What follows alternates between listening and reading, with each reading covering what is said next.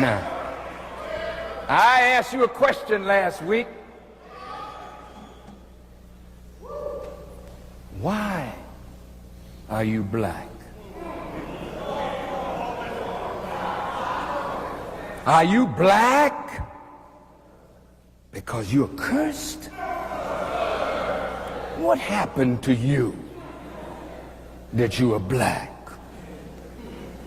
Some of you have awakened and looked in the mirror at your black face and your hair and your lips, and you wondered to yourself, why couldn't I have come into the world white? Why did I have to be black?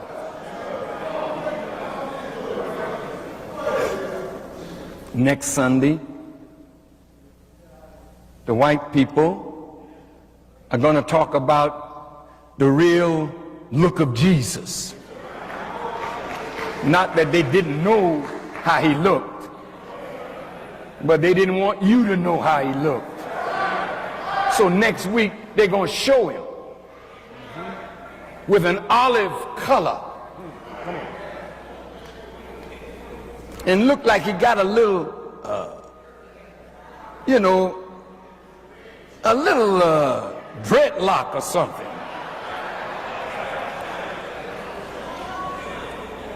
Now, when you see that picture, you may say, oh man, that ain't my Jesus. White folk will be saying the same thing. Don't come to me with that. Because that means the niggers that I've been persecuting look like the man that I've been telling them that is the greatest human being that ever lived. And now the greatest human being is a nigger. Well, now that kind of messes things up. So they're going to approach the subject real funny. Maybe next week, which is Easter Sunday, you might want to rise from your grave and look at yourself in a better light than the way you see yourself right now. In fact, we're not going to wait till next Sunday. We're going to do that right now.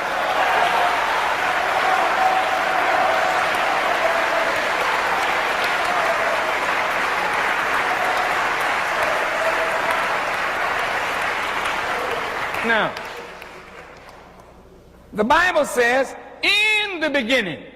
It don't tell you when that beginning was, but it's letting you know there was a beginning. In the beginning, God created the heavens and the earth. The earth was without form and void. Darkness was upon the face of the deep. So darkness preceded light.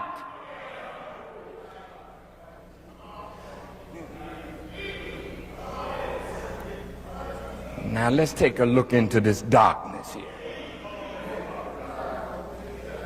The Honorable Elijah Muhammad said that the darkness that we see now is not real. When the night comes, you're in the dark. But it's not real darkness. How do you know? Because the minute the light comes, the darkness goes. Where did it go? It vanished. Why? Because it wasn't real in the beginning. The thing that is real is what produced the darkness. Now you go out there today, the sun is shining. I hope to let you out in time while the sun is still shining. But if you go out and stand and let the sun strike you, when the sun strikes you, if you are facing east, if you face the east, the sun striking your body will send a shadow toward the west. So when you look at the shadow, you see this dark thing following you. But that which is following you is not real. What is real is you. What is real is the sun. And as the sun strikes you and you block that sun, you produce what is called darkness or shadow. So the earth,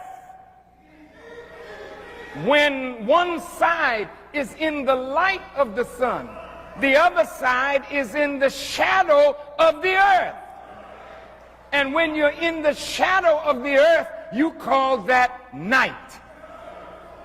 But the darkness is not real.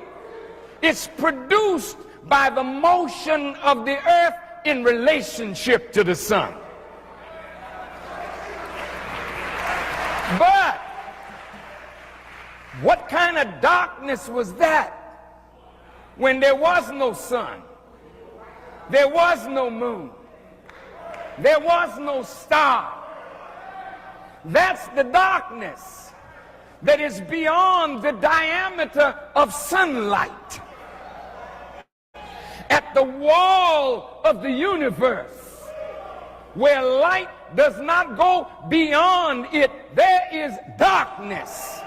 But that darkness is not a shadow. That darkness is real. So when they talk about a black hole, they're not talking about some unreal shadow. They're talking about real darkness. Real darkness contains a power.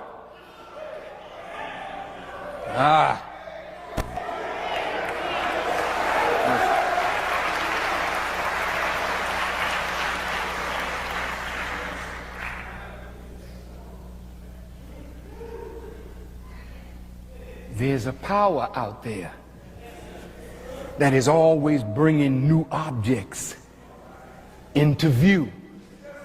Stars are dying, stars are being born, and that power that is out there is bringing new objects out of darkness that is real into light. The darkness of the womb, that's not a shadow, baby. That's real darkness. The Holy Quran calls it triple darkness. It's layers of darkness, but in that darkness is the power to create life. In that darkness, there's the germ of light. That's why any believer in God, no matter how dark the day seems, no matter how dark the trouble is that you think you're in, yet in that darkness, there's light and there's life if you hold on and don't let the darkness overtake you till your mind becomes as dark as the darkness that envelops you.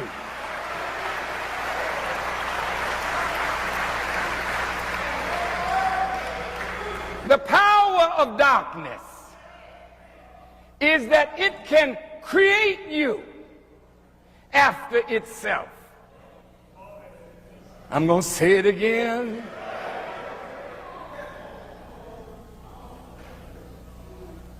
Sometimes we get in a bad spirit.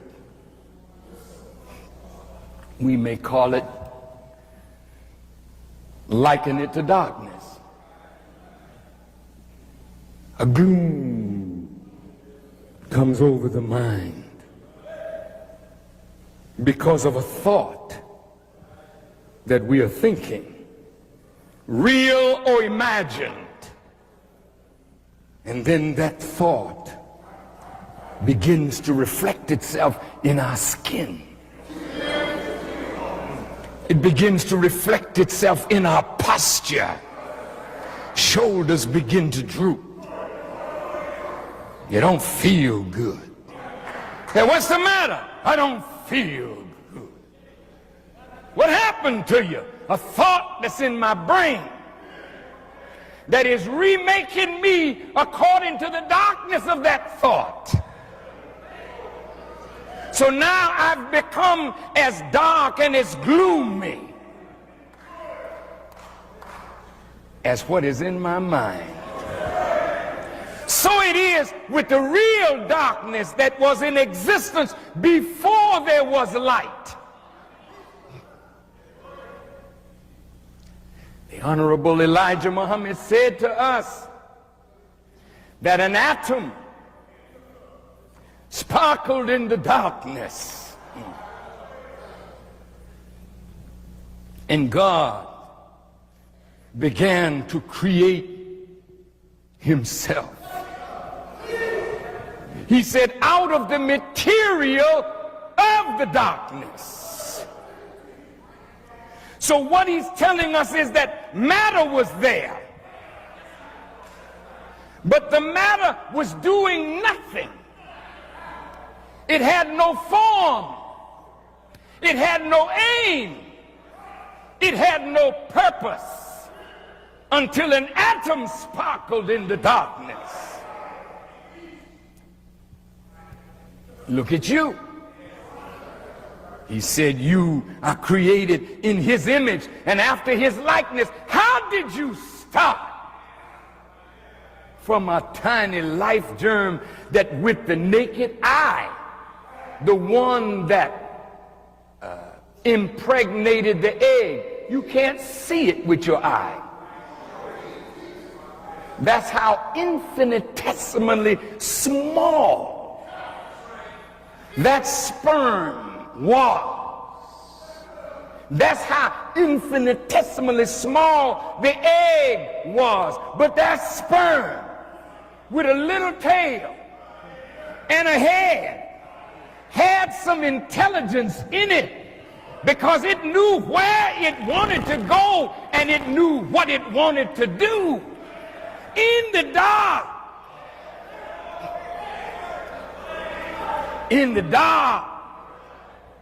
that sperm found the egg, and the first cell of life began in darkness.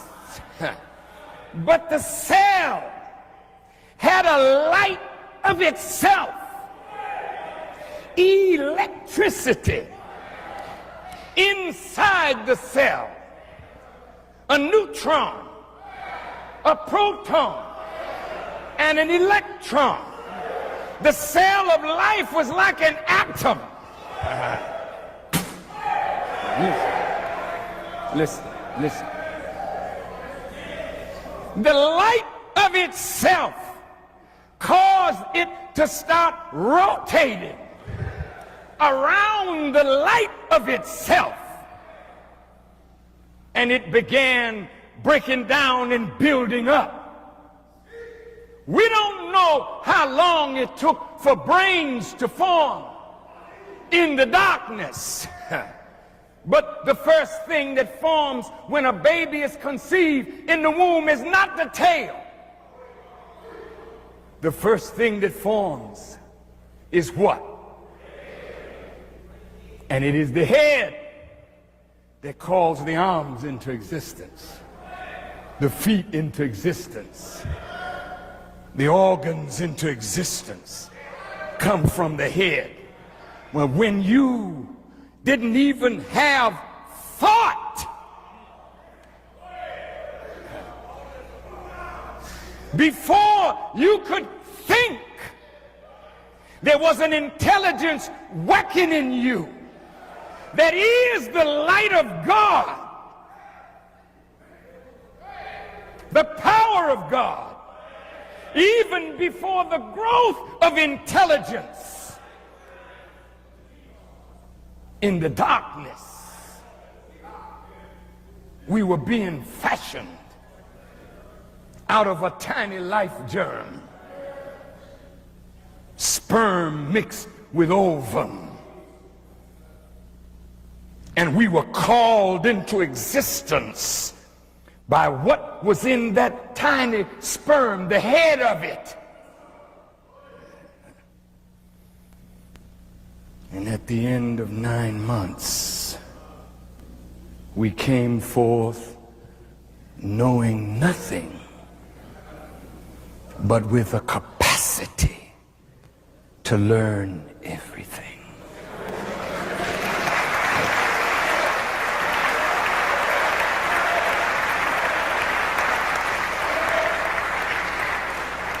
So when the Holy Quran in Surah 112 says, he neither begets nor is he begotten. The first God was the originator of himself. He was not begotten. And the one that comes in the end does not beget. He don't need a son from his loins. He produces a nation from the wisdom of his mouth. I want you to think with me.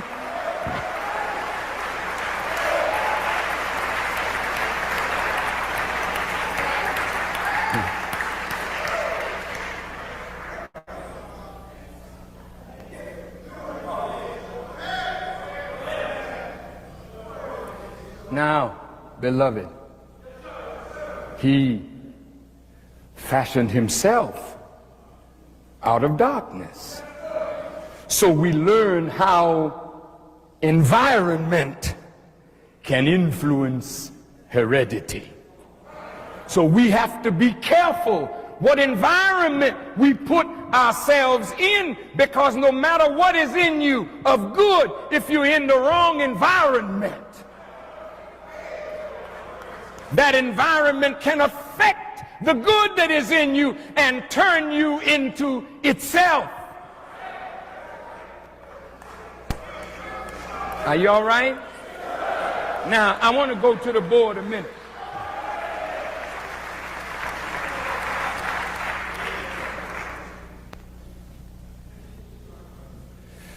Yeah, that's my work today, Chief.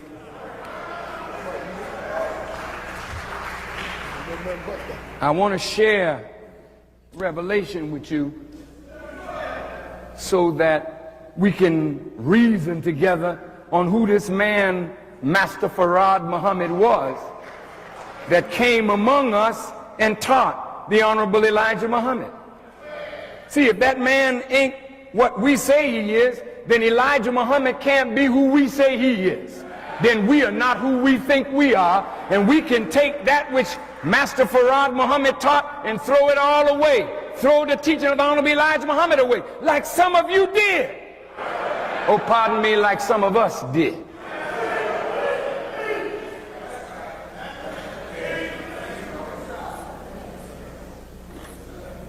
But I know the effect of what happened to me.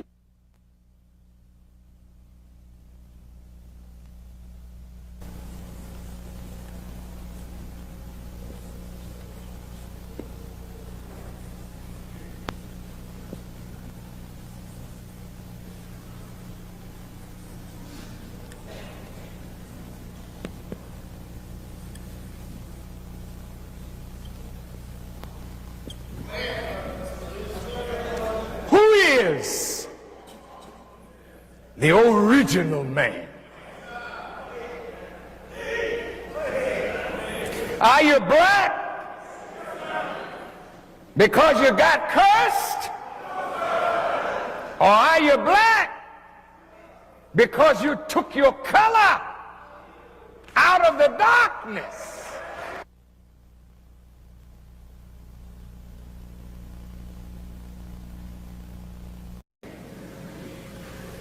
Now, we don't ever think that plant life can feel. But if it's life, it can feel. Plants is you. Your flesh is the plant life of the earth. Your bone is the stone of the earth.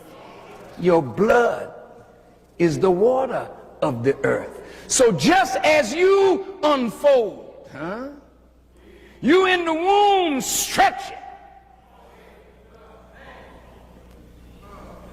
Look at the baby when it comes out. It looked like hell because it's in pain. pain. It's been forming, and now it's forcing itself with its little head against your pelvis, driving itself into the world.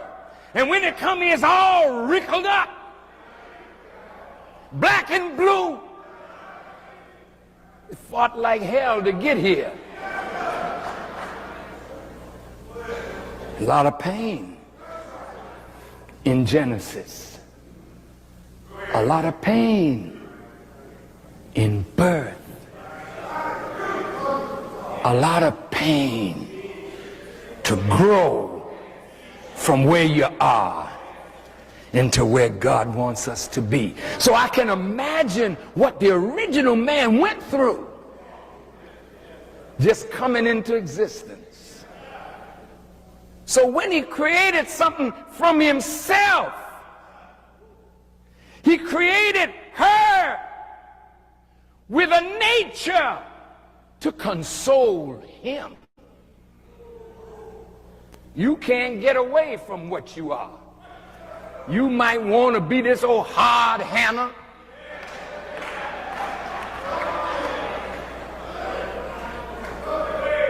But you're not a woman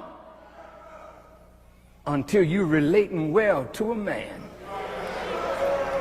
I don't give a damn, excuse me, I don't give a care. I'm going to try to behave myself today.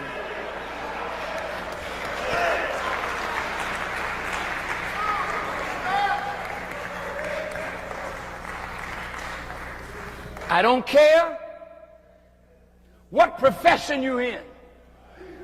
There is no profession that gives you more joy than when you got a loving relationship with a man that satisfies your mind, your heart, and your longing. When a man does that to you, all you want to do is serve him. How do you serve him, sis?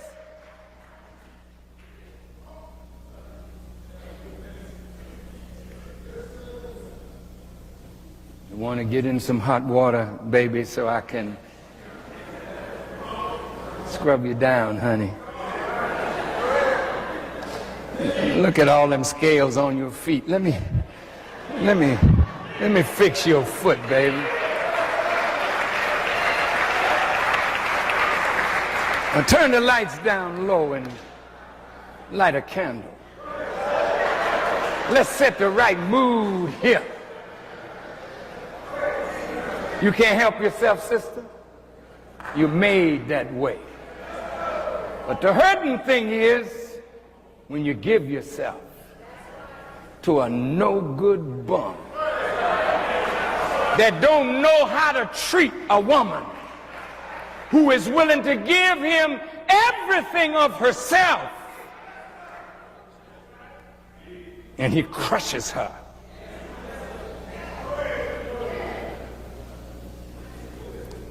So when he made Adam, he gave Adam a woman, and he said it ain't right that the man should be alone.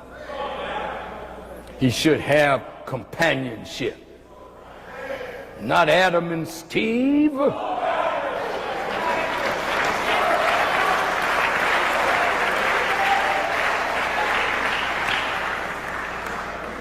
But Adam and Eve. Now, this original man of any dispensation is referred to under the name Adam. Some of the scholars of Islam say there may be about 50,000 Adams. I wonder where they got that from.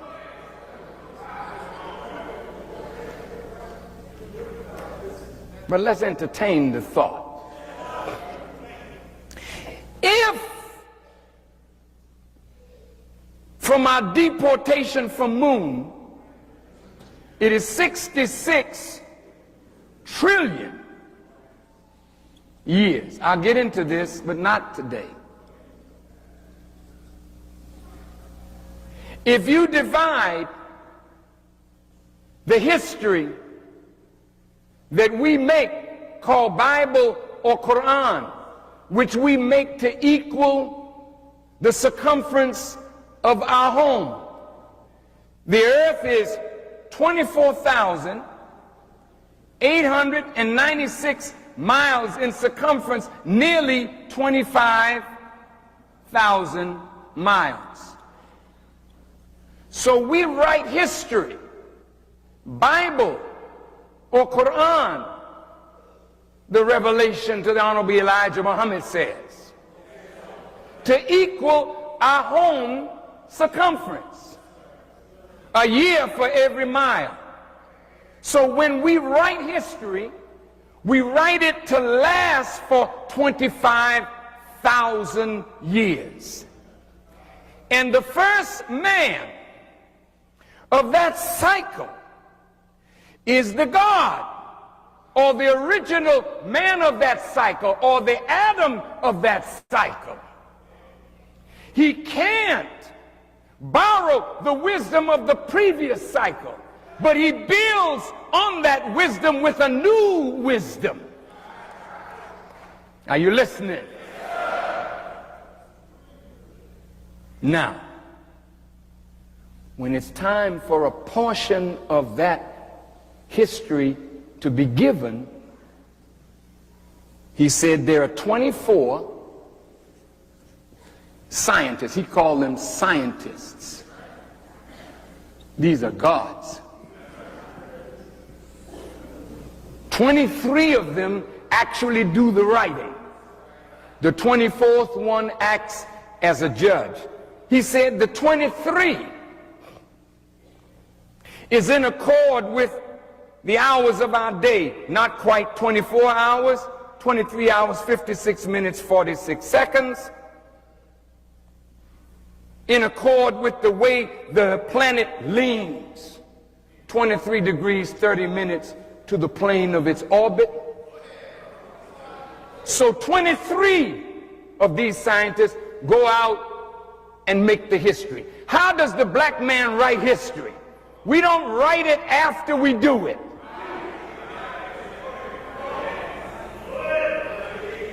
The original man writes history before he does it, then walks into the history that he has written. How do you write history 25,000 years in advance?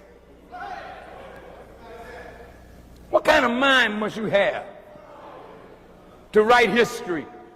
Let me get this handkerchief because I'm beginning to perspire a little bit. I'm having a good time. I don't know about you.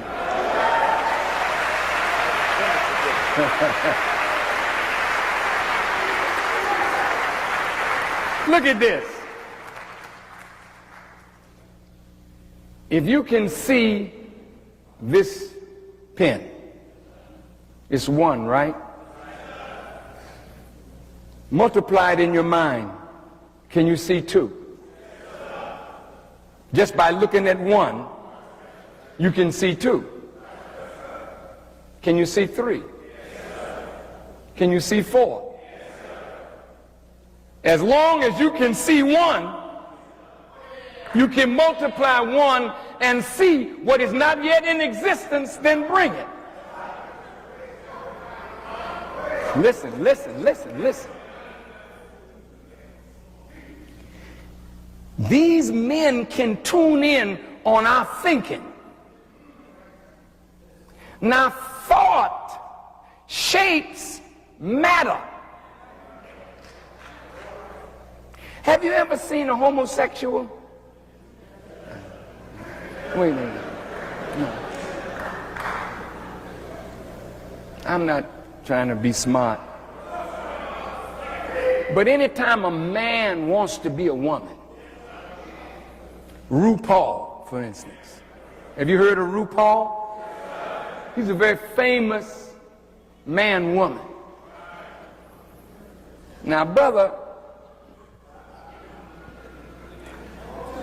RuPaul could fool you.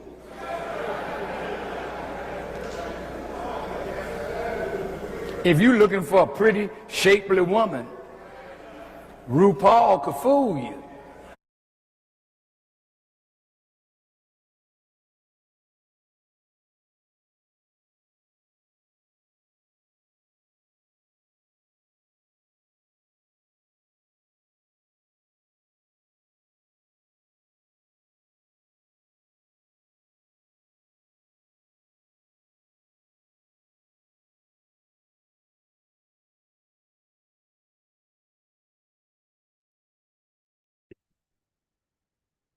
Okay.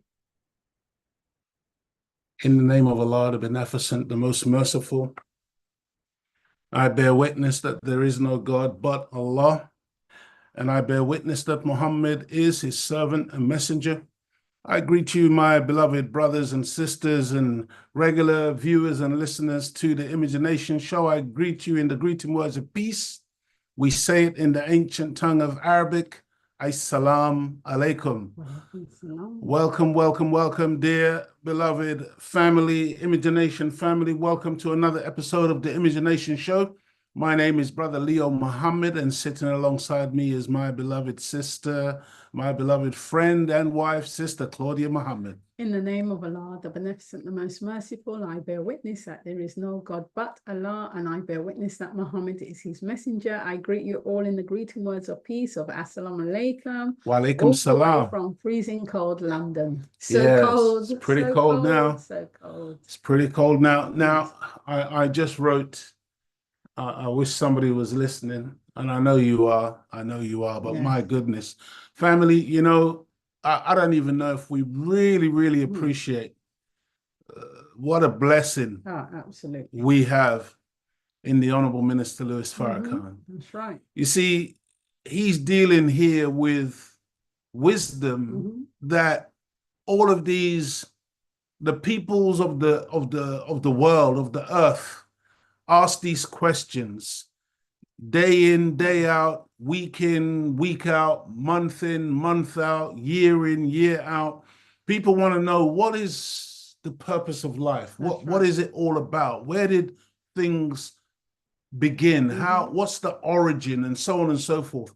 You see, dear family, I have to say with humility that we have received something so magnificent, divine, from this coming of this mysterious human being called Master Farad Muhammad, and his teaching of the Most Honorable Elijah Muhammad, and in turn teaching the Honorable Minister Louis Farrakhan, is the greatest blessing that you and I could ever have received.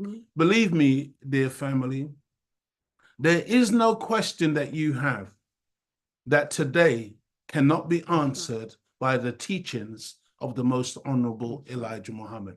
But as I wrote, I wish somebody was listening.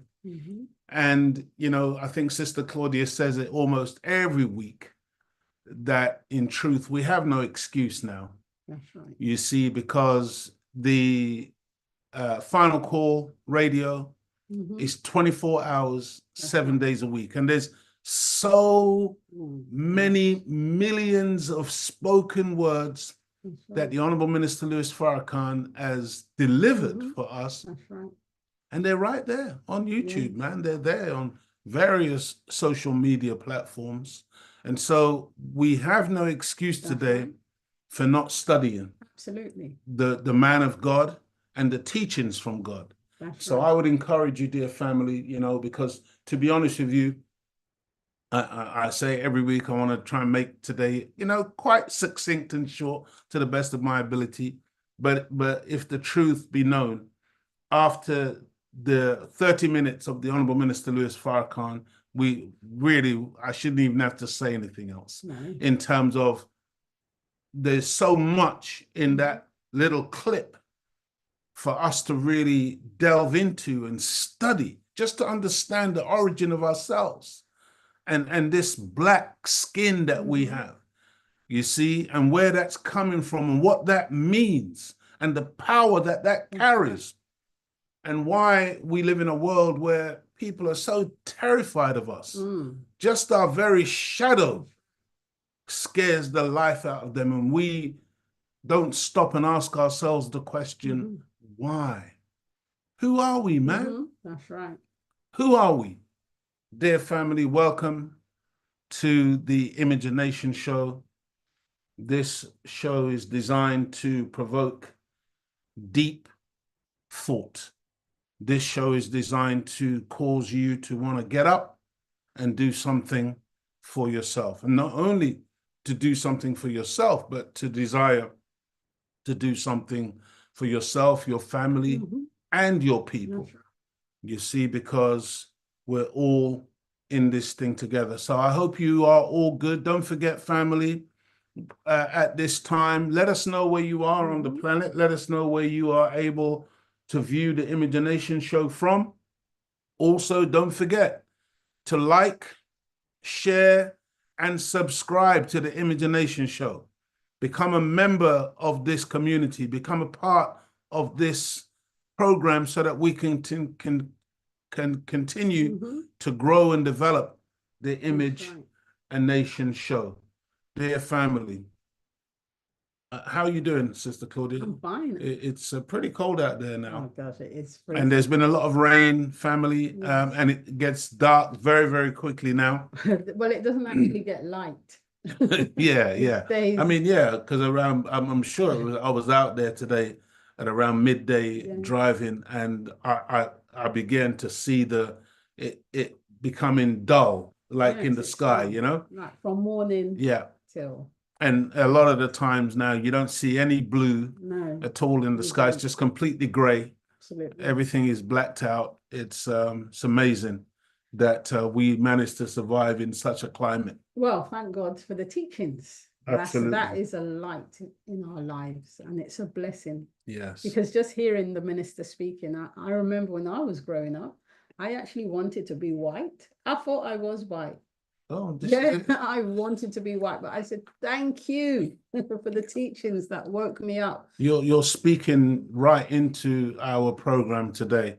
You know, it's a phenomena that many Black people, if we're honest, Yes. we can bear witness to what you just said, Sister Claudia, if we're honest, you know, because the nature of the indoctrination, you know, the nature of the propaganda That's right. that we've been subject to in That's this right. Western Hemisphere, it causes a lot of us to really desire to be other than That's ourselves. right. You see? Well, And we that's what don't, they push. yeah, and we don't realize just how insidious the whole thing is. And you know, I often mention that experiment that they've conducted historically and recently, where they give the black and the white dollies to the young children. Absolutely, yes. You see, to the young Black children, and ask them which one's pretty, That's right. which one's bad, which, you know, and it's heartbreaking That's right. to see little Black children, boys and girls, identifying with the white dolly. That's right. And rejecting the black dolly. You see? And that is a testament to how wicked this system of white supremacy and Black inferiority is, and how it's not a surface thing. It permeates the very minds of its victims, of those who are targeted to be brainwashed into this type of mentality. And you know, let me just say, welcome to episode 157 of the Imagination Show. Today is Thursday, November the 21st, 2024. We are rapidly approaching the silly season, and then possibly a new year, if Allah blesses us to see 2025. Our subject today is entitled, Why We Should Be Proud to Be Black. Why we should be proud to be Black. You see, family, because, again, go ahead. No, that's okay. You just Unfortunately, too many of us today are not proud to be black. And I was inspired to do this particular show today based on a little video that came up on my phone. Somebody sent it to me. And to be honest, this is a few days ago. I'm not going to show it. But what it did was it really sparked something in me whereby it was so pitiful what I was looking at. You know what I'm talking about? Yeah. And I'm going to describe it. I'm sure some of you have probably seen it because, you know, these things go around the internet. But the video consists of a group of white people walking somewhere in Africa. They literally look to me like they're on, you know, like they're the typical type of safari hunters, you know, those people with the khaki type of clothing and the hats and so on and so forth. But mostly you can see them from the side and from the back. You don't really get to see their faces, but they're walking along. And then you've got a black man. This is in Africa, not sure whereabouts in Africa, but you've got a black man trailing them, walking alongside them.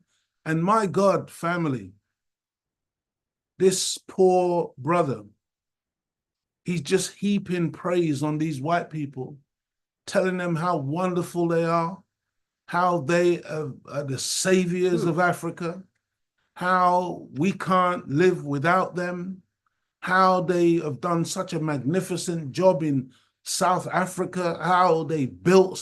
Do you understand who built all of these cities? Not just in Africa and other parts of the world, but even in Europe. Do you understand that it's our labor, our sweat, blood, and tears that built most of what we take for granted today as infrastructure of these places?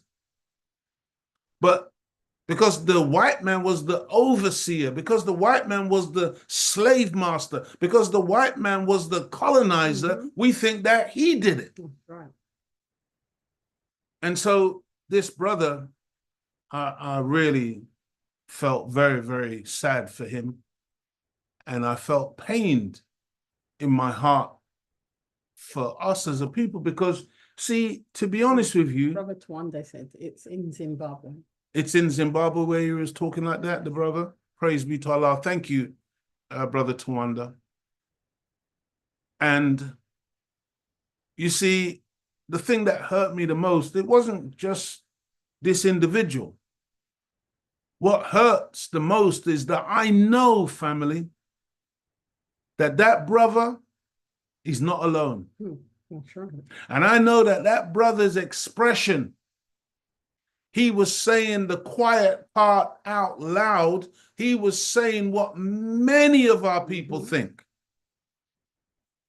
what many of our people feel, that self-hatred, that inferiority complex, and looking at the Caucasian as the savior and looking at the Caucasian as the master race and a people that we cannot do without, a people that we cannot live without, a people who are so magnificent, so beautiful, that they are the answer to all of our problems and all of our issues, and they are the solution that we need.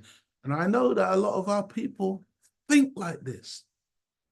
See, because if we didn't think like this, you know, there's a scripture that says, as a man thinketh, so is he. And when I look at some of it, especially, and I'm not just talking about people on the ground level, people, you know, the little man, the little woman in the dust of the earth. I'm not talking about the people who are struggling to make ends meet and don't know where the next meal is coming from and still having to, you know, just survive. I'm talking about our so-called leaders. You see, those who live in palaces, those who are able to jump on private planes and fly to London and fly to Paris and fly to Washington and these capital cities of the enemy and sell out our people. with their Swiss bank accounts and their hidden accounts in the city of London, where they siphon off the wealth of the nations, the African nations, leaving our people in poverty while they live large, and take the bribe and the corruption from their white masters.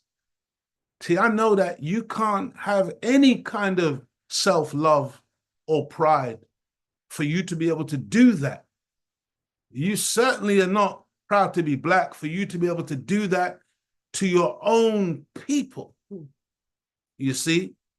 And so, you know, Brother Tawanda obviously knows the video I'm talking about. And like I said, if anybody else has seen it, you know, let us know in the chat, dear family, because it's really pitiful. It's really shameful.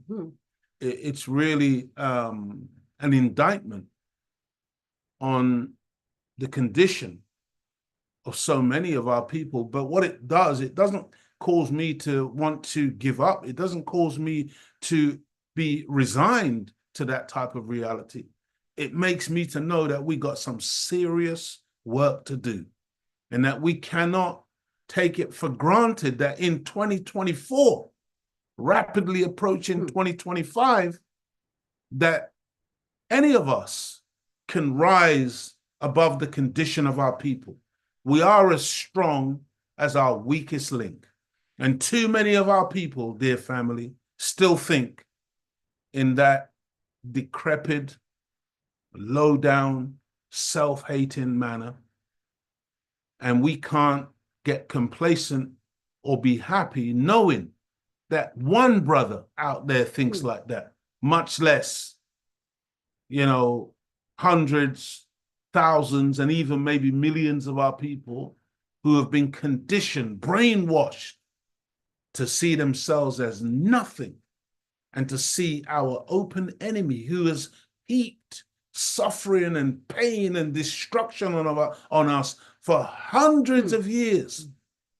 And yet we still looking to them to be our saviors. My God, dear family, I pray that you are good and that, you know, we can get through as quickly as we can this week's episode.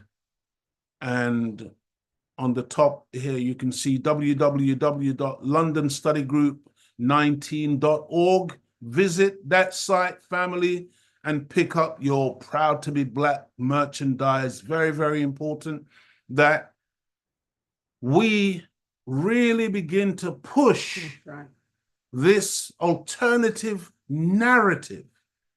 You see, because I know we think that maybe, you know, all of that stuff was done in the 60s and the 70s, and man, we're over all of that. If that's the way we think, we haven't got a clue.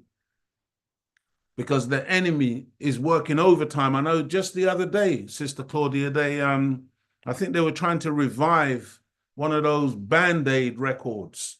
Do they know it's Christmas time? And they were having some big debate in the media in this country on the radio as to whether or not, you know, people should buy that to help out Africa again.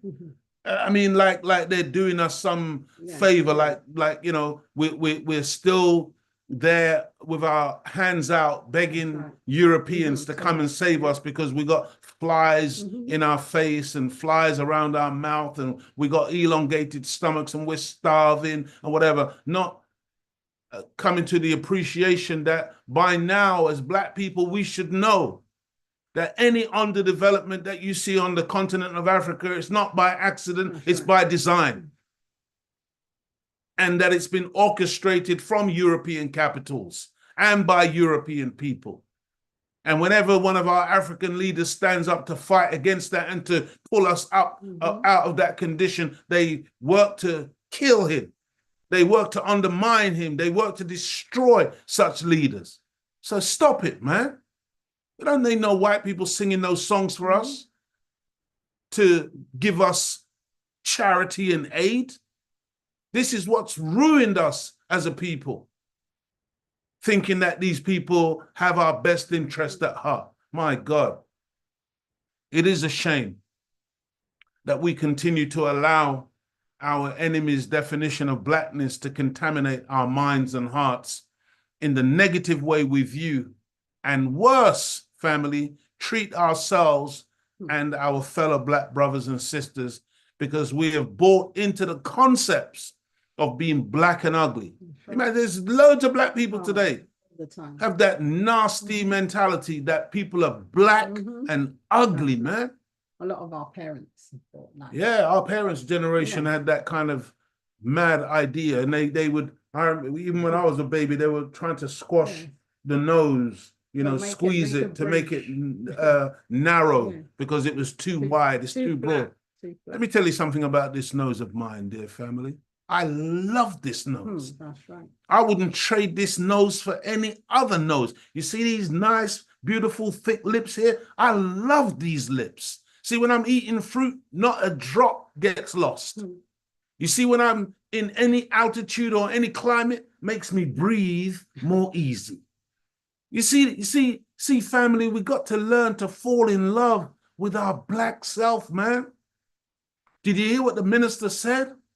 Are we black because we're cursed, or are we black because we're the original people of the earth? Black is not a curse. No. Black is a blessing. I better calm myself down, Sister Claudia. We've bought into the concept of being black and ugly.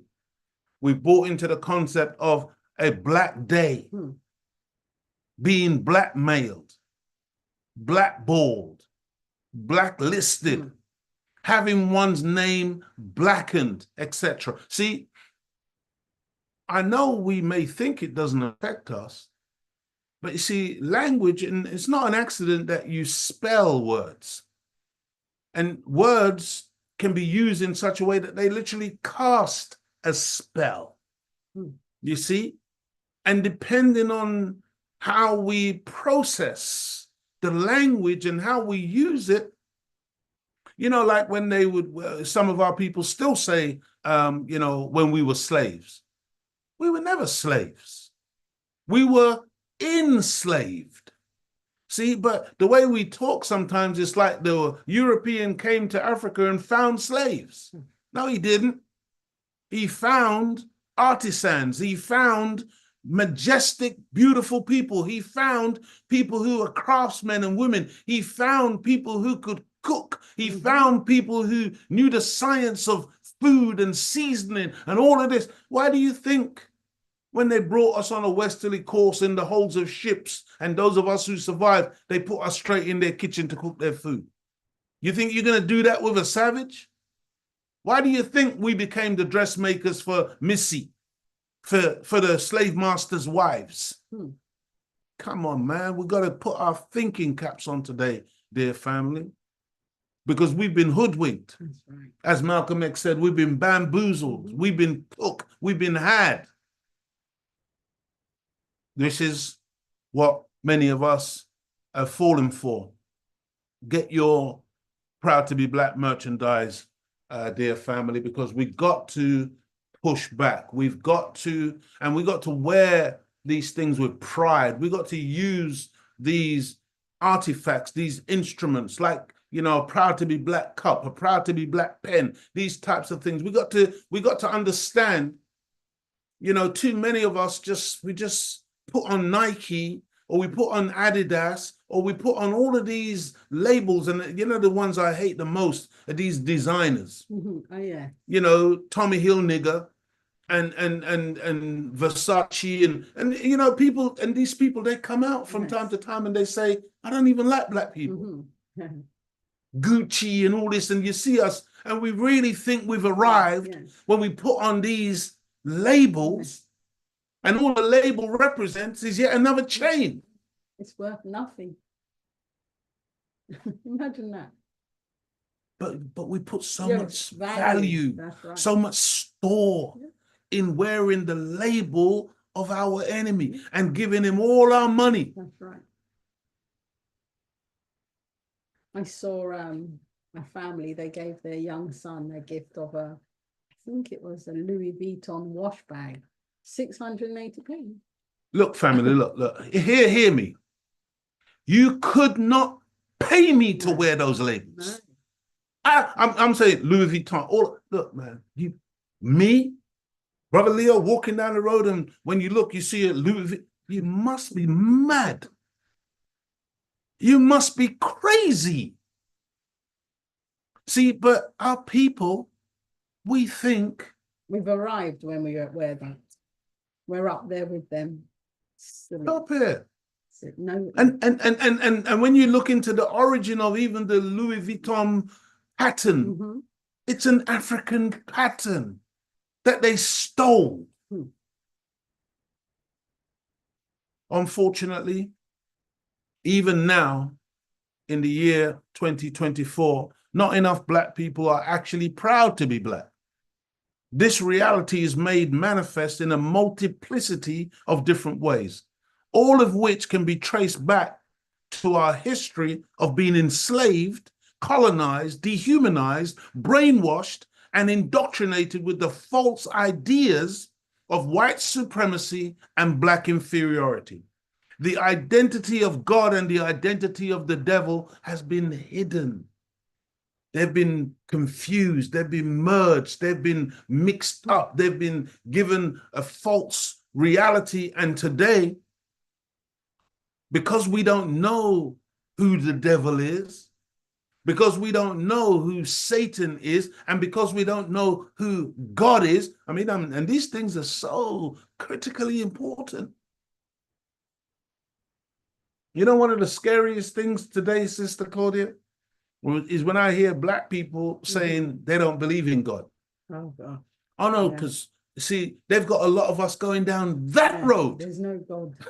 Do you understand that your very nature is God, Black man and Black woman? And that when you become devoid, let me explain to you a little bit about how God operates. Have you ever done anything wrong? And after you did the wrong thing, did a little voice inside of you begin to reprove you and admonish you and make you feel guilty? Do you understand whose voice that is within? That is the voice of God.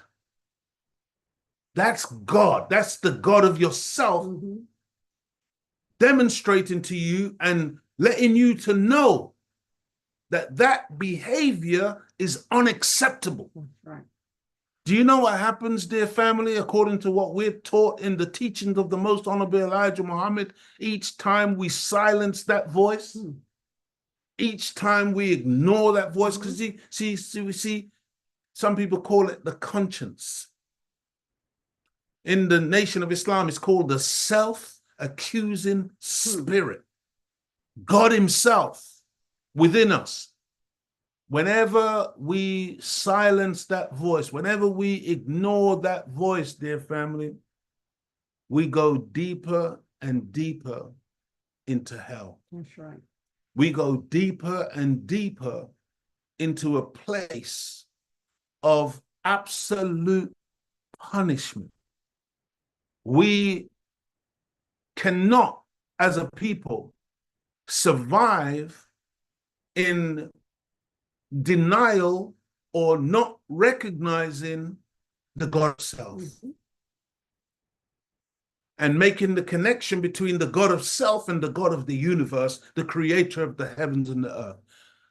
Dear family, I've got to just tell you the truth. I've just got to tell you, because I know you, I know who you are.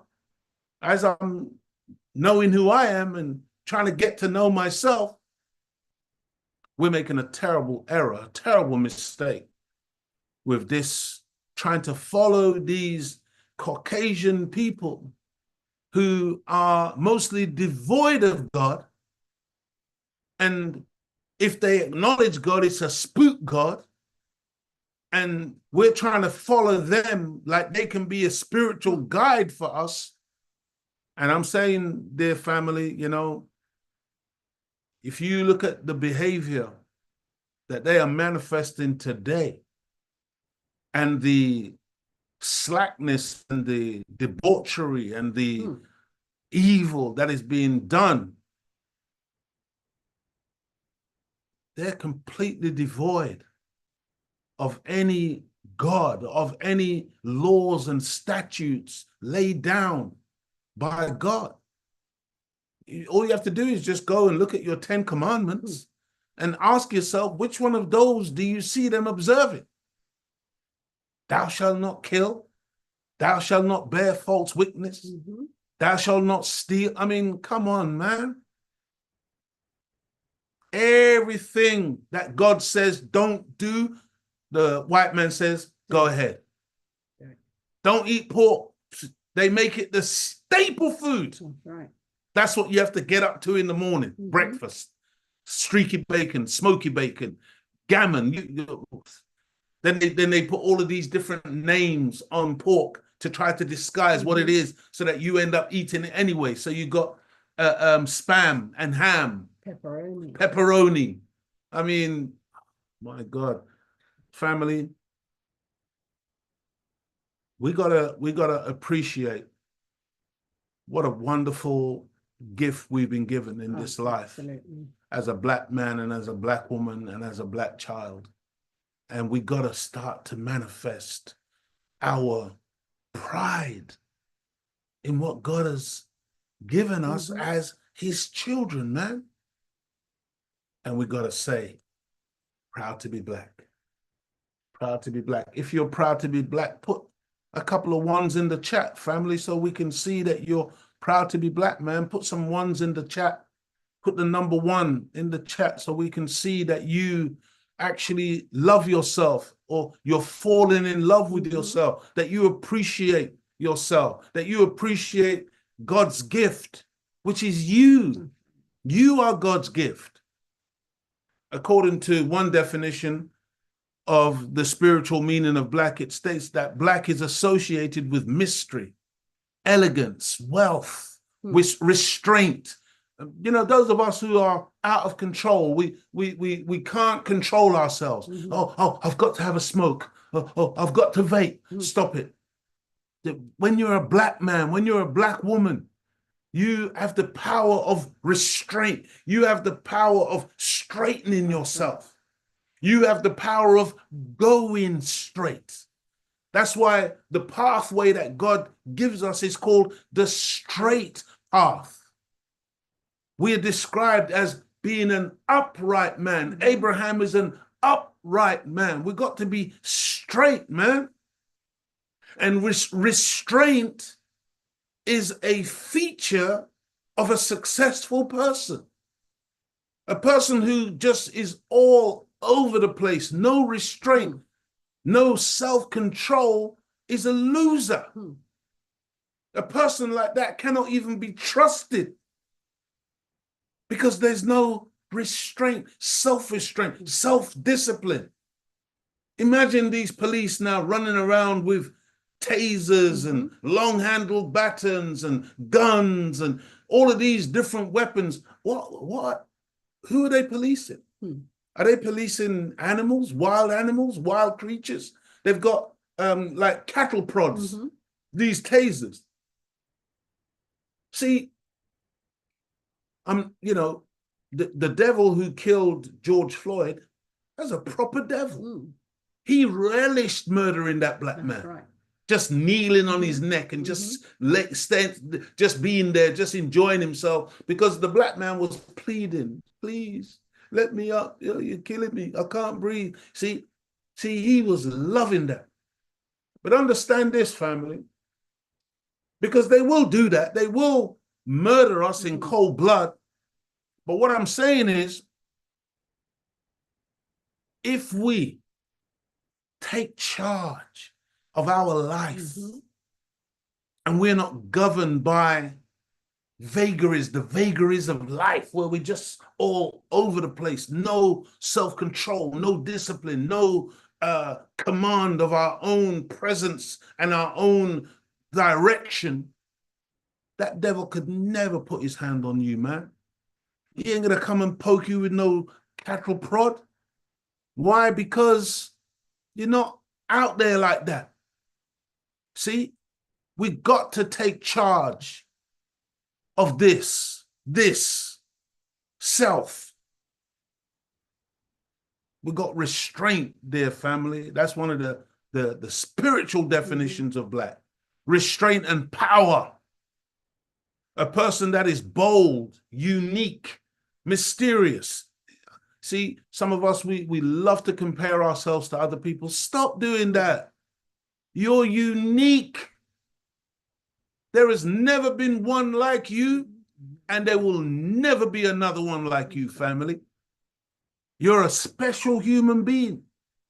See, when the Honorable Minister Louis Farrakhan was breaking down that process that we come through from sperm and ovum, gestating for 9 months in the womb, and then literally coming through pain and vicissitude, the mother in pain, the baby in pain, to come into this life. Do you understand the odds against you being here, coming through that process? And the fact that you're here means that you are special, man. That you were chosen from the womb of your mother to be here. So don't walk around, oh, you know, I can't make it. Life is hard. Let me tell you something.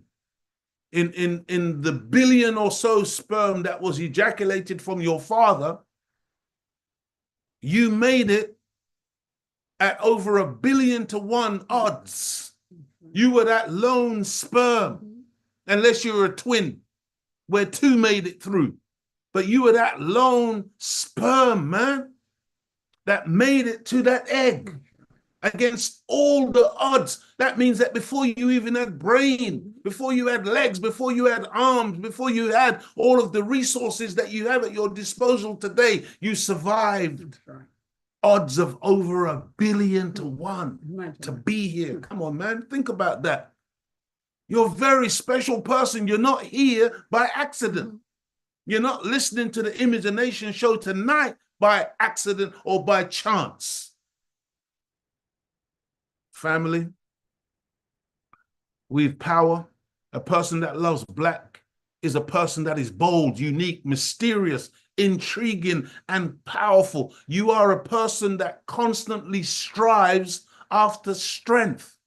See that brother that was following them white people and praising them and telling them how wonderful they are and how much of nothing he is. That's a demonstration of abject weakness and powerlessness. That's not us. We've got to manifest strength, strength of character, intensity, authority. Do you listen to the Honorable Minister Louis Farrakhan? You hear how that man speaks with authority? That's right. Who gives you the authority to speak? I get my authority from God. I love it. That's right. That's how we all have to be. That's how we all have to be. Intensity, authority, and elegance. Who among us is like that today, dear family? Are we striving to make manifest these qualities? Because that's all of that, and then some, is what black is all about. And that's why we should be proud to be black. See, being proud to be black doesn't mean being against anybody else. That's right. Being proud to be black doesn't mean hatred of white. Proud to be black means the love of self and appreciating self and understanding that this self, there is no comparison to anything or anyone else. It's unique all of itself, man. And when we manifest hatred of self, after God is the one who gave us this self, then we're manifesting hatred of God himself. Do you understand how that works? From the triple darkness of the universe over 78 trillion years ago, the originator of that, let me just say that number again for those of you who love to listen to this white man talking about, 10 million years ago, there were dinosaurs and they ruled the world. And then after the dinosaurs, then the men could stop it. From the triple darkness of the universe over 78 trillion years ago, the originator of the heavens and the earth created himself from the substance of blackness. Did you hear what the minister said? not a shadow, not the absence of the sunlight, but the substance of blackness. See, blackness is a substance. And from the substance of blackness emerging by himself as God, the black man, the original man. From this same black substance and his own mind, he has created everything and everyone else, starting with the black woman, who is his second self. I just want that to just marinate. See, because I got to tell you, family, you know, I could sit here by myself and do this show, but it just wouldn't be the same as when I'm sitting next to my second self, my other half. We are a team, one half and another half making a whole. This is how God designed it. And when he self-created himself from the triple darkness, we are taught through the teachings of the most honorable Elijah Muhammad that the first thing he did was to look within himself. And within himself, he found a second self, and he brought that second self from, now this, we're talking about processes of high, deep science. We're not talking about magic here. Okay? There's a process. But the point is, dear family, there's a reason why we got the XY chromosome and she has double X. But we got both chromosomes because we can produce her in the first place and then she produces us thereafter. My God. Family, I just want us to appreciate that the black woman is a very, very special woman. She's the mother of civilization. And we're taught through the teachings of the most honorable Elijah Muhammad that no nation can rise any higher than its woman. And I'm saying this specifically to the brothers. Brothers, stop disrespecting your woman. You know, a lot of our women now, they're running into the arms of every other man but the black man. But you know who started this? You know, it was us that started that in the first place. We're the ones who first ran off into the arms of other than our own women. Now she's emulating that and they're targeting her because they know that their time on the planet is limited. And they know the only way they can stay here is to impregnate her, to bring something from her that looks like them. That's their objective. That's the aim. But in reality, most of what she produces for them looks like us. It doesn't mean that because they look like us that they necessarily have the right mind or the right thinking. Some do. You see, but understand, dear family, that the black man and the black woman, we're a team. And we have to unite. We have to come back together. Brothers, you got to look at the sister in a different way, man. And stop running off and picking up with the former slave master's children because it's just not got any longevity to it. I'm telling you straight up. That's just not going to work. It's today we're living in a day of separation, not integration. You see, the man who comes at the end is like Moses. And the people at the end are like the children of Israel who Moses came to separate and free from Pharaoh. That's the same process that's got to take place today. It's not about integrating in to our enemy. It's about separating out and coming back together ourselves. Family, from this same black substance and his own mind, he has created everything and everyone else, starting with the black woman, his second self. Then earth, sun, moon, and stars, flora and fauna, and all that we can see and feel was created by Almighty God to serve you and me. That's right. Flora is when you're talking about the plants and the trees and the beautiful foliage and the greenery and the fruits and the vegetables. That's the flora. The fauna is when we're talking about the animals, the livestock, the different species of life that we find on our planet, man. All of it, their family, was created by the original black man. I want you to hear me.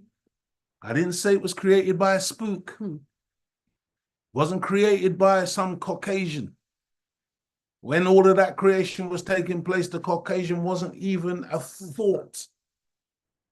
He is a brand new man to our planet. He's literally a Johnny come lately. He only arrived 6,000 years ago. The black man has been here for trillions of years. I didn't say billions. I didn't say millions. Trillions. We're so old. We are the ancient of days. Whenever it began, we were here. We didn't evolve from no ape. Understand this, family. God created himself as a man. I hope I've made it abundantly clear. We're talking today about why we should be proud to be black. Black is just not some color. It's deeper than that, man. Right. As 8th Electronic says, black is the essence from which all colors are derived. There you go.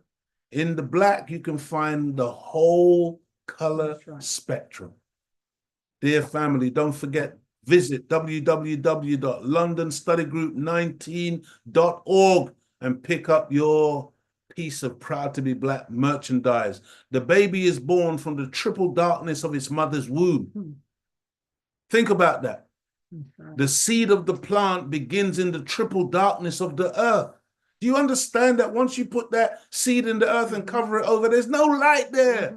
Do you understand that in the sister's womb, it's completely dark?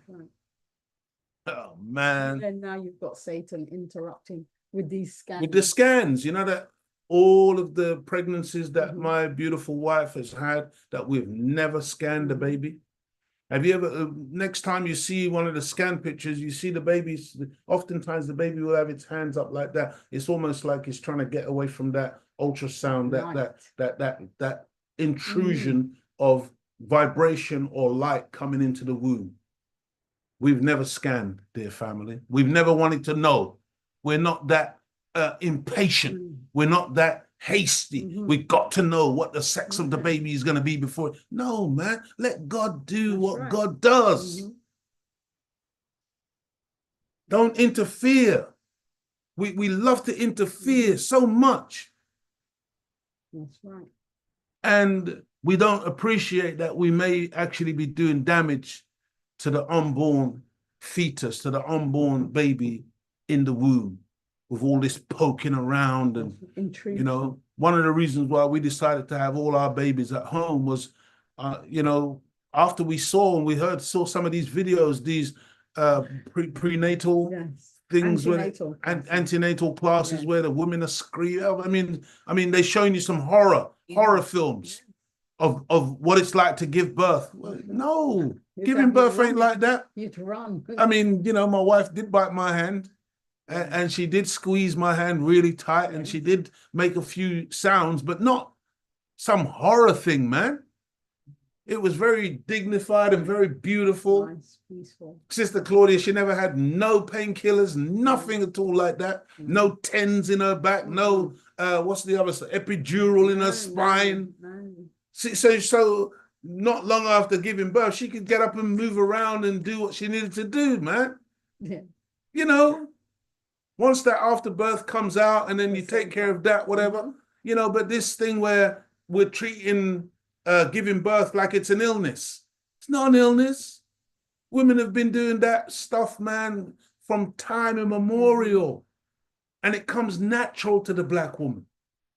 And you don't need to be all drugged up. No. And then what's the worst part, Sister Claudia? You don't need to be laying flat on your back with your legs in the air, so that you're now trying to push the baby out against the gravitational pull of the earth. Whenever I see women, pregnant women, I always stop them and tell them, you know, Do you go toilet lying on your back? Exactly. It's the same principle. Doesn't make any No, sense. it doesn't make any sense. We've been tricked. Wow. That's why women tear, because they're going against gravity. Yeah, then they Yeah. tear, and they have to have stitches and all kinds God. of stuff. God. Wow. Dear family, the photograph used to be developed in a dark room. Now with digital technology, they can do it in a different way, but that was how you used to produce a photograph. You had to go into a dark room for it to develop. There's a science in the blackness, man. A source of energy is found in black oil, found deep beneath the ground. Coal or carbon is found in the earth and is another source of energy. You, black man, you, black woman, you are a source of energy, real energy, God energy. Black people possess a cone-shaped organ in the brain called the pineal gland that produces a black substance called melanin. Have you heard of melanin, family? We go just a little bit deeper into it. I mean, honestly, we're not gonna, we could just go so deep into all of this stuff. But like I've said before, and I'll say it again on the Imagination Show, we want to spark you into action. This is not like to be a spoon-fed session, a spoon-feeding session. The whole idea is to touch on particular subject matters, topics, and then for you to go away and prove it, the veracity of it for yourself. No good you believing in something because Brother Leo believes it. I might believe that there's an airplane right now hanging from my windowsill outside, but it would be false. So people believe all kinds of stuff. So it's not about just believing, it's about proving what you say you believe. Make sense, family? So that when you're challenged on what you believe, you can stand on firm ground. See, when we're in that Hyde Park, we're not playing, man. We're not going there messing about, guesswork, or we're down with what we're saying, what we believe and what we know to be actual facts and truth. And then when they come with their questions, we can deal with the question without trying to dodge and duck and dive. We just deal with things straight up. Melanin gives us our dark eye color, our hair color, and our skin color, not to mention our balance and rhythm, and so much more. It is extremely mysterious substance that is found throughout the universe and is the same substance that causes a banana and other fruit to turn brown once peeled or bruised and left for a period. To be black is such a blessing. You got to understand what we've got. We've been given something that's so beautiful, so unique, family. Black people are not what we think black people are. And guess what?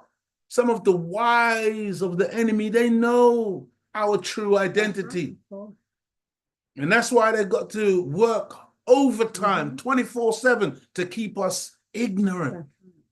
Because they know that if we ever were to come into the true knowledge of ourselves, then what have you got? You got a Farrakhan. See, what have you got? You got an Elijah Muhammad. And they can't handle this kind of black man, this kind of black woman. You've got an Ava Muhammad.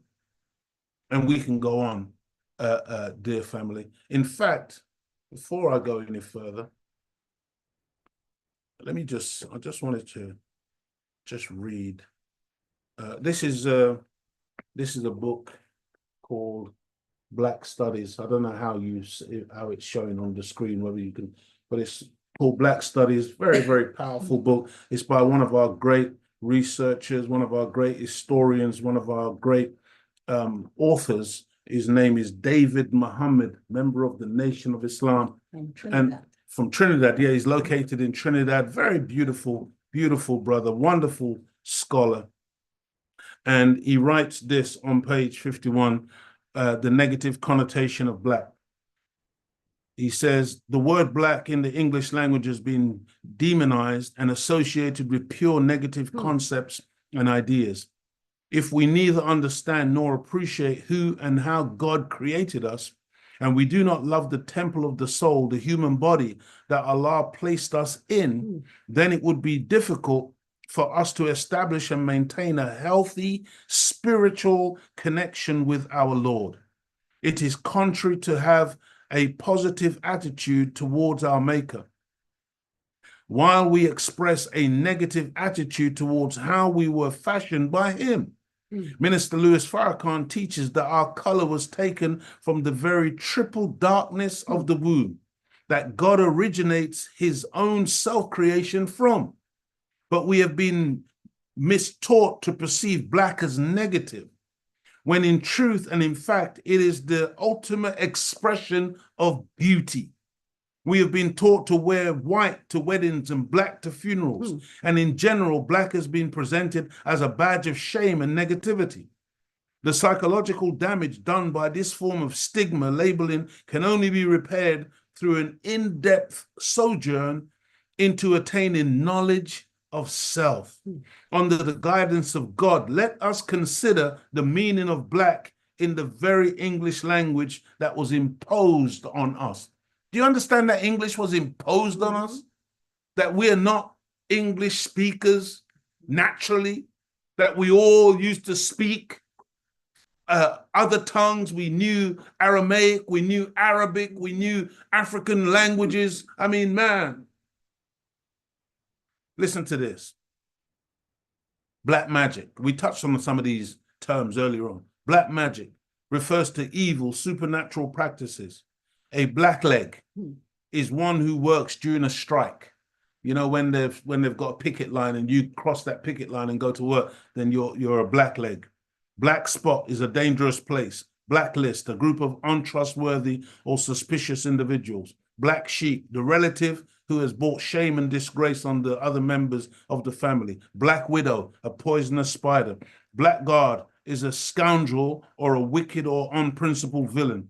Black Maria, a police van used for transporting criminals. Blackout, the total obscuring of light. Black Friday is a day of bad luck and misfortune. And by the way, those of you who are going to rush out and spend your hard-earned money on Black Friday, listen to the definition. It's a day of bad luck and misfortune. Because when you fall for the hype and you go and buy things that you don't even need, you're looking for these bargains or whatever on Black Friday. No, I say it again. It is a day of bad luck and misfortune.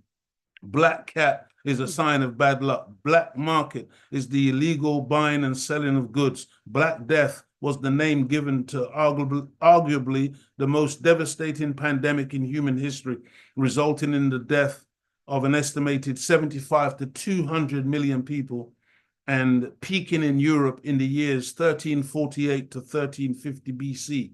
It is still not clearly understood as to why the word black was used to describe it, the Black Death.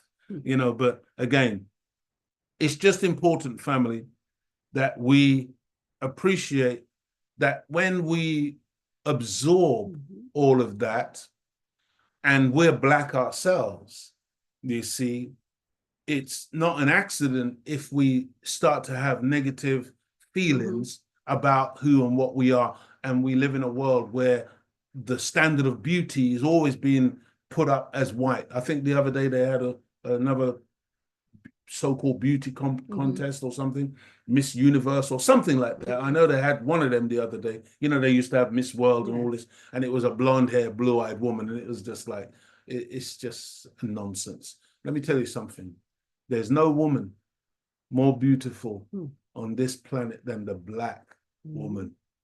She is the real beauty of this earth, and not just because of her external facial beauty or her form, but based on what God has placed within her and the fact that she is the producer of all of humanity.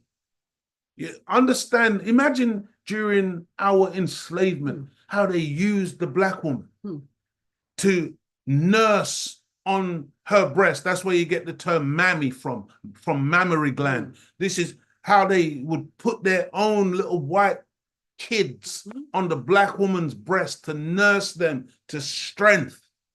Imagine having a nature so beautiful, whereby you're not even poisoning the child. You're not killing the child. Imagine those of you remember the first version of The Color Purple.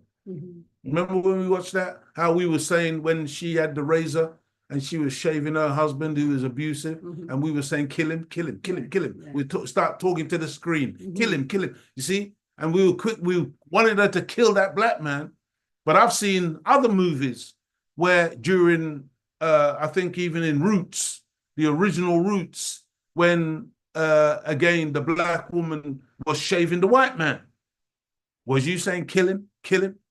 But we would shave him, take care of him and bath him and look after him.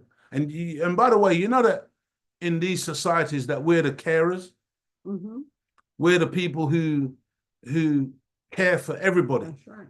You will see us. You see the black girl or boy or man or woman taking care of some Caucasians who have got some ailment. Yes, yeah, it could be mental illness, it could be physical deformities or whatever, but it's us who are in those care homes. That's right. It's us who are in those whole people's homes, especially on the night duty. It's us who are in the hospitals in the midnight hours and beyond, taking care of these sick people. But how do they treat us? See, because we're the only ones with that kind of spirit and that kind of character where in spite of and despite all of the rubbish that's been heaped on us, man, we can still manifest love. Some of you get nervous when a Leo Muhammad comes on the scene or other members of the Nation of Islam, because in your mind, you've been told that we're racist, and see, black people hate racism. So you get nervous, you get dizzy because, oh man, I don't really want to listen to this because, you see, because that's your nature. Even after all that they've done to you, you haven't got a racist bone in your body. And stop it, because I know some of us think, some of us say the hunky or the cracker, or we call white people names, and we think that's not racism. That's called name calling. It's like a child, okay? Racism is when you got the power to deprive somebody of their job, when you got the power to deprive somebody of their education, when you got the power to take somebody's life and call it justifiable homicide, when you got the power to ruin somebody's life by canceling them. Yeah, that's what we're talking about. So don't get it twisted, like, because you have these little thoughts sometimes, you don't like this white person, you don't like that white person, so now you're feeling guilty, like, you're a racist. You're not no racist. Racism is a whole different ball game, dear family. And so understand, this substance that courses through every fiber of our being. Okay, it's really awesome, the melanin, and they're trying to produce it in a laboratory to feed it, to give it to white people.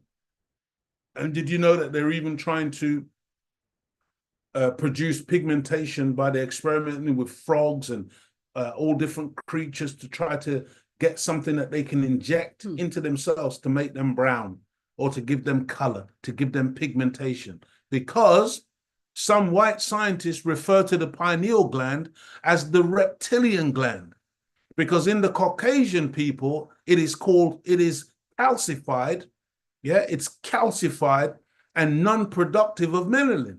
Therefore, they see it as useless, hence the term reptilian, which results in a lack of rhythm, disharmony with nature. And the native peoples of the earth, they got nothing in common with nature and the native peoples of the earth. The cold-blooded, cold-hearted, violent and destructive behavior generally towards God's laws and statutes and the natural world. See, they're telling you, the rainforest. Who do you think has destroyed all the rainforest? It's not the natives who live there. It's white people. Logging companies. IKEA. Where do you think IKEA gets all its wood from? They're the ones going into the Amazon and these places, chopping down all the trees and doing whatever they're doing. The deforestation is not us. It's them. The extinction of all of these different creatures, all these different animals. It's not us who hunted them into nothingness. It's not us who went and killed all the buffaloes. It's not us. It's them. But they're the conservationists. Oh my God! You see, they do the evil. Then they what you listen to them talk, especially these English ones, these so-called British ones. Oh, we ended slavery. Really? No, you perpetrated slavery. We ended slavery. The only reason you played any role in the ending of it in terms of writing something on a piece of paper, but it was we who fought, bled, and died on those plantations to force you to end it. And at a certain point in time, it became non-productive. It became untenable. It became something that was costing you more to try to keep us enslaved than to free us or so-called emancipate us and then perpetrate slavery by other means. Because we've never been set free. Understand me? Never, never. Black people are still held in bondage. Dear family, not going to be long tonight. Really not going to be long tonight. We're really just going to hit this hard, and then we're going to be out of here. Now, Proud to be Black as a brand is going to whole new levels with Proud to be Dad and lots more Proud to Be's in the pipeline. So visit the website, please, and pick up some merchandise that you can wear or use with pride because of how Almighty God Allah created you and gave you special and unique gifts that as an original Black man, woman, or child should make you proud to be Black. I hope, dear family, that you are indeed, in fact, proud to be Black. I can see some ones did come in. Praise be to Allah. Well done, family. Beautiful. That's right. You know, because it goes very deep. It really does. And if we walked with our heads up, our back straight, and we manifested that real love of ourselves, the enemy would back up off of us. You see, the enemy loves when we scratch where we don't itch. The enemy loves when we bow and scrape. The enemy loves when we beg him for mercy. We don't do that, family. We don't do that. The Honorable Minister Louis Farrakhan says, you find a wall, put your back against the wall, and you fight like hell. Do you understand? That's how we do it. We don't capitulate and beg for mercy to a beast in human form who knows no mercy. When you start begging this man for mercy, oh my God, he loves it. He's in his element. You see, you think, because, and again, as Black people, we can't even go there. Our minds just don't go there. But you see, you don't know. This is the man, when he finds that you are helpless, that's when he will absolutely slaughter you. Imagine that. Yeah. When he knows that you're powerful, he backs off. That's right. Because he's a natural coward. Yes. He's a natural coward. And when he knows that you got backup, and guess who's our backup? Our backup is Almighty God Allah, family. Understand this. God can protect you. God will be with you, but you got to choose to be with him. That's right. And so, you know, I'm really encouraging us to fall in love with your Black self. Right. You know what I mean? What do you say, Sister Claudia? I'm seeing so many sisters having nose jobs. Look, it just look, Allah doesn't make a mistake when he gave you your nose. Yeah. And it just looks wrong. Of course it's wrong. And then like all the bleaching that's going on. And then now the eye colors, you can have change your eye. The colour? fake No, contact. not contacts. You Oh, can they actually can. have, I don't, it's like a laser or something. It changes your eye color. Imagine that. You see, do you understand what this black lens that we've been given is? How Oh. beautiful it is. That's right. Do you understand that with these black lenses, you don't even need sunglasses? Yeah. To be quite honest with you, that's your sunshade. That's your sunglasses. That's right. And the melanin is what filters out the UV, the harmful UV that comes from the sunlight. Melanin. That's right. They've got to go and put on factor 18 sunscreen and all kinds of that's stuff. what they're pushing for black Oh people. no, but black people think that we Yeah, black people run and get the sunscreen as Silly. well, thinking that we don't need no No, sunscreen. That's what's giving us cancer. Wow. We can understand. What's that? B equals second letter 2, B equals 2, 2, 2. What is 3, 2? Skull and bone, folks. Yeah. I don't know. There's a lot of confusion with that person, but Allah knows. Yes, and Allah knows. lovely to have you, family from Ethiopia. Wonderful, wonderful. And wherever you are on the planet. Wonderful. It's lovely to have you with us. That's Cesar Gad Shabazz. Wonderful. Yes. Anybody else? Any other greetings before we close out, Sister Claudia? HKE says Devil's Day is done. Yeah. Ronald Thompson from England, Birmingham. What they up in CERN, Switzerland, they were talking about it on Radio 5. Switzerland, they were talking about it on Radio 5. MC Anthony, 007, do you like Elon Musk? Elon Musk is an entrepreneur, billionaire, who is gonna try to help Donald Trump to fix up waste in the American government. I don't know a great deal about him other than that he comes out of South Africa. Obviously, that was a former apartheid regime. South Africa is not over. It's not. It's the evil of that system is still ill affecting our people down there. Our people are still not completely liberated and free down there. Our people have still not experienced land reform. I'm not blaming Elon Musk for that. I'm just saying that's his background. He's one of those white people who I'm pretty sure would have benefited if his parents, his father would have benefited from the apartheid system. They've made a lot of money, and he's obviously an intelligent person because he's created this electric car. He's got SpaceX. He's trying to do different things. I'm quite ambivalent about him. I don't really know a great deal about him as an individual. He took back over. He took Twitter over. He bought Twitter, and from I'm not even sure, is the minister back on Twitter?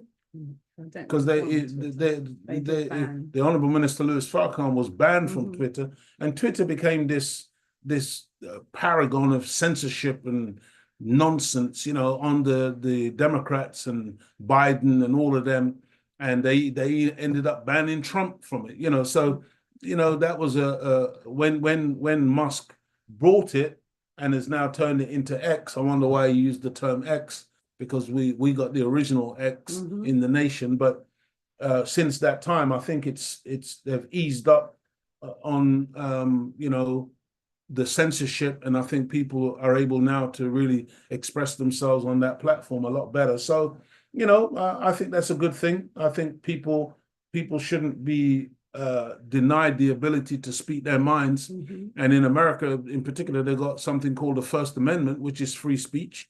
And here they like to talk about free speech, but then they're terrified of anybody saying anything that runs contrary to their fake narrative. So I don't know. Elon Musk, I think he's got potential to be something of good, maybe. If he would help Trump to clean up some of that mess, maybe. Who knows? Go ahead. So this is a question from David Shabazz. Assalamu alaikum, brother Minister Leo. Question: Messenger Elijah Muhammad has stated the reason for us to fast in the month of December. Are we to abandon the December? Oops. Sorry. Can you see it there?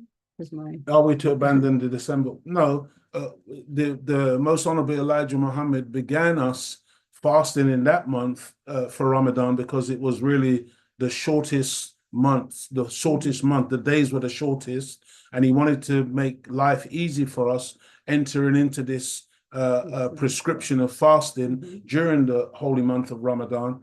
And it was also to wean us off of Christmas, to take us away from the overindulgence, to drinking alcohol, the eating of all this mad, crazy food during December. However, since that time, the Honorable Minister Louis Farrakhan, sitting in the seat of the Most Honorable Elijah Muhammad, he has moved us now to adopt the fast at the same time as the world of Orthodox Islam.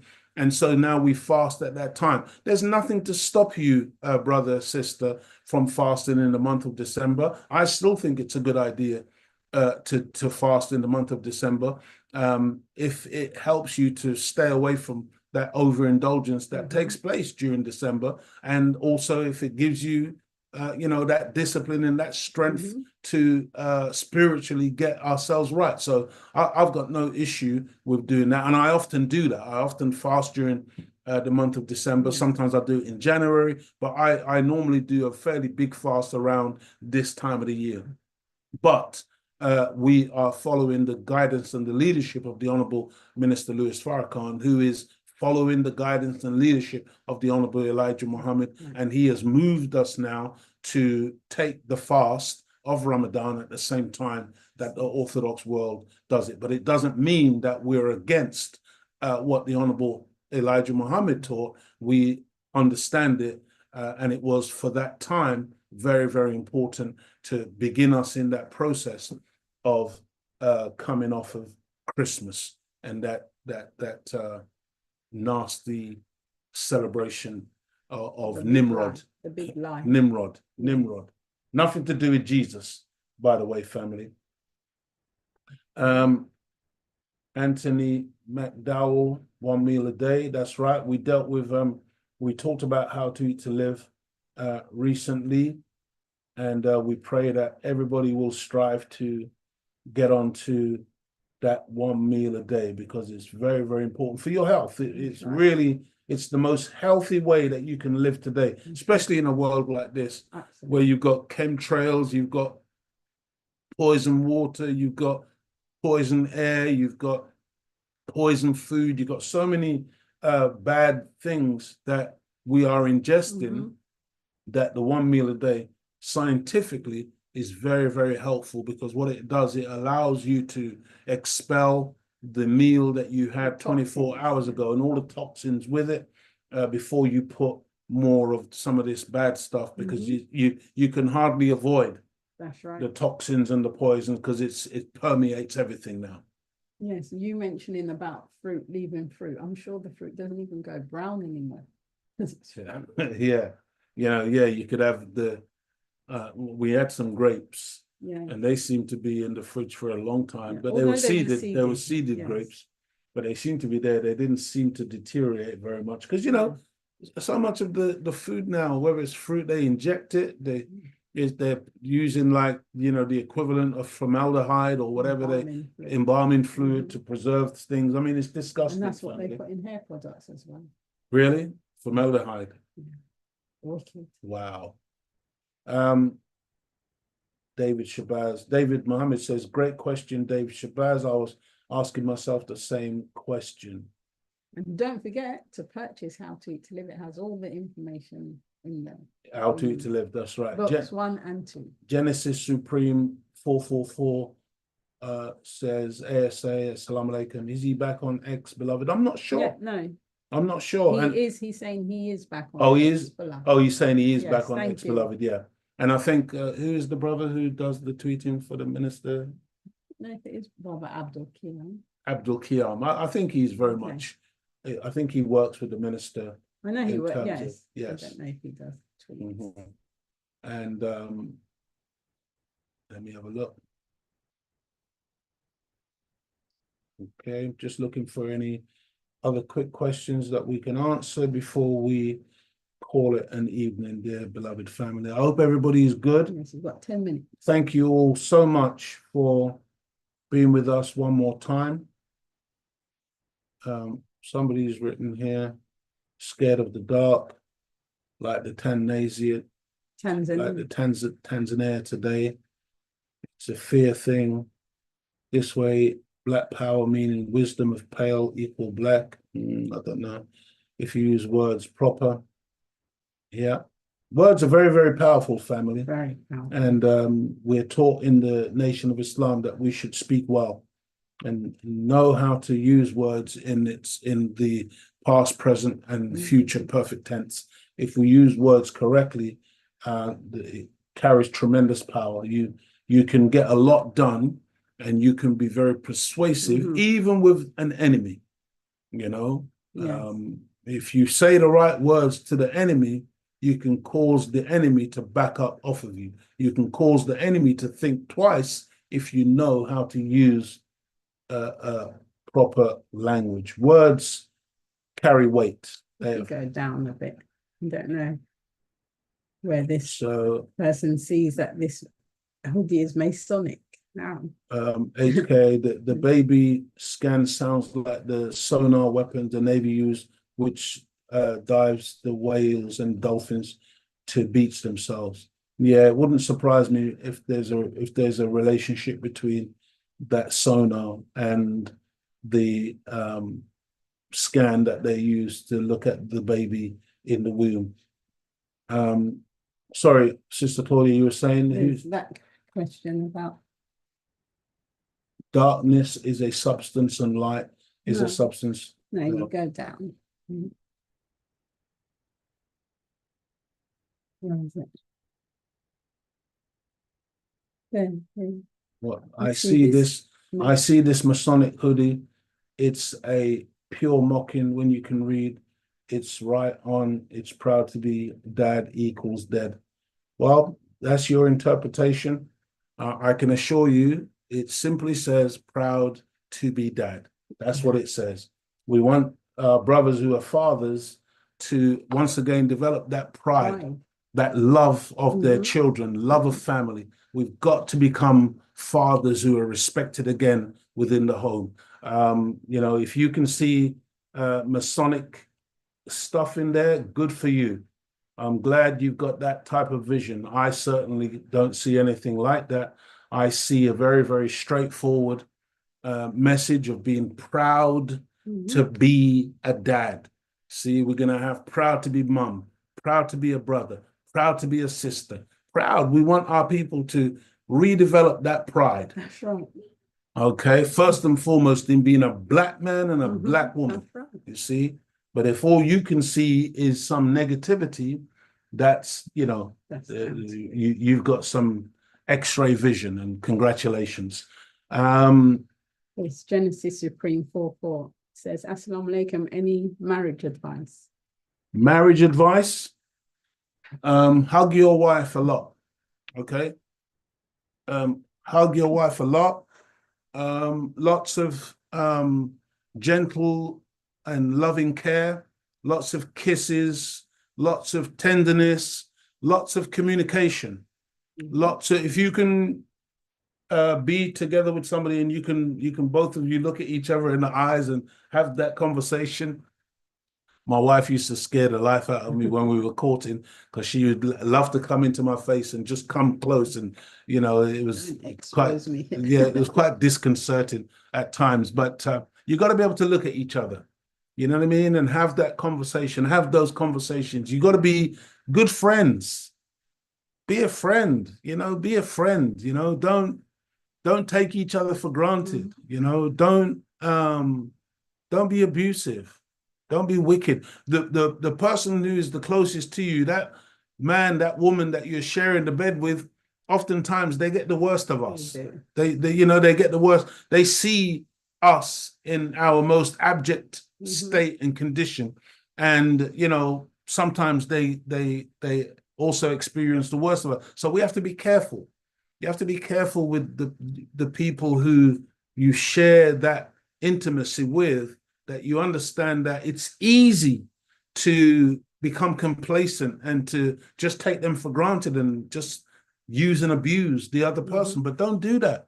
Keep it special. Remember how you were when you first met. You remember those long telephone conversations talking about nothing? You understand how you wanted to be close to her all the time. She wanted to be close to you all the time. And now, we got that gangster lean in the car, isn't it? No, we don't. My wife still plays with my head, plays with my hair. My wife still plays with my hair when I'm driving down the road. It's just important, family, that marriage is not the ceremony. No, we're not really married yet. No. We're We're striving That's right. to know one another. That's right. And if you are genuinely trying to get to know the other person, your marriage will always be sparkling. If you're genuinely still, wow. And ask her questions, ask him questions, question each other, but in a beautiful way, and you'd be surprised what we don't know about each other. And we think wrongly that, I know her, I know him. It's a terrible, terrible mistake, dear family. Because half the time we don't even know ourselves. Exactly. And if you don't know yourself, are you really sure you know that person? That's right. You see, get to know your partner, beloved. That's my marriage advice. But to add to that, yes, watch Minister Farrakhan's lecture, Love and Duty. And Love and Duty. Yes, Keys to a Successful Marriage. Brilliant. Yes. Absolutely brilliant. So remember those two titles, Keys to a Successful Marriage. You can find it on YouTube. Nice. And Love and Duty. Brilliant. Love and Duty. Yeah, they're two magnificent lectures given by the Honourable Minister Louis Farrakhan. The minister, he saves us, doesn't we without the teachings, you just can't live. That's right, beloved. That's right. Whenever you may have a problem in your marriage, just the minister gives us guidance. He's our manual. Absolutely, beloved. Go to him and let him feed you. What's next? Yeah. So we're going to close out now, family, and just looking to see what else there was. I mean, there's quite a few, but we do thank you. Thank you so much, beloved family, for all of the wonderful messages. Absolutely. Thank you for spending the time with us. We hope that something that was said tonight has sparked that imagination, has kindled for you that ability to once again image a nation that is full of the love of God, that is full of the love of self, family, and people, and that you can see the necessity and the need to be proud to be Black. You see? And by the way, when you're proud to be Black, people can tell. That's right. You don't have to say it to anybody. You don't have to, and if you wear the label, man, that's a statement. That's not Nike, that's not Adidas, that's not Louis Vuitton or Versace. That's your brand. That's us making a statement, letting the whole world know. Don't mess with this one, because this one is wide awake. We don't do woke. We're not woke. We are awake. There's a big difference.